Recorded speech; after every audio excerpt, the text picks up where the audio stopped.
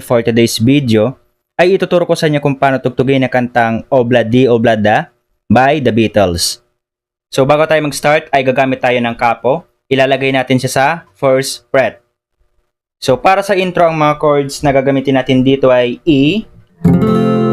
Next ay 4 na A. At yung strumming pattern natin dito ay down, down, up, up, down.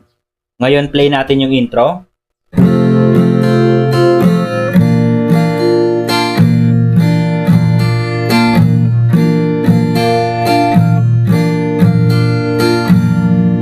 Proceed na ng verse 1.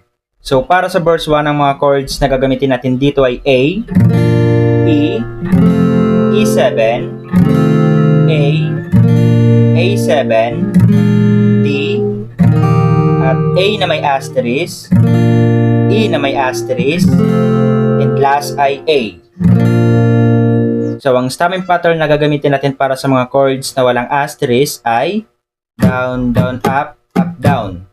At para naman sa mga chords na may asterisk, yung strumming niya ay down, down, up.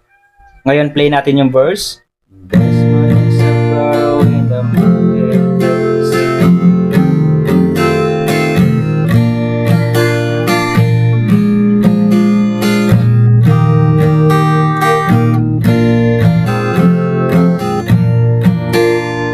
So, after that ay proceed na tayo ng chorus. So, yung chords natin dito ay A, E na may asterisk, F sharp minor 7 na may asterisk, A na may asterisk, E na may asterisk, last ay A.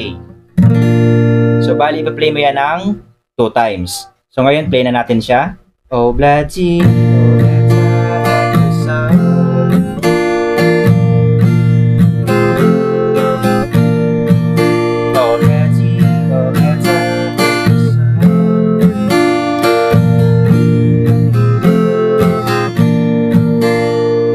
so ngayon, proceed na tayo ng bridge.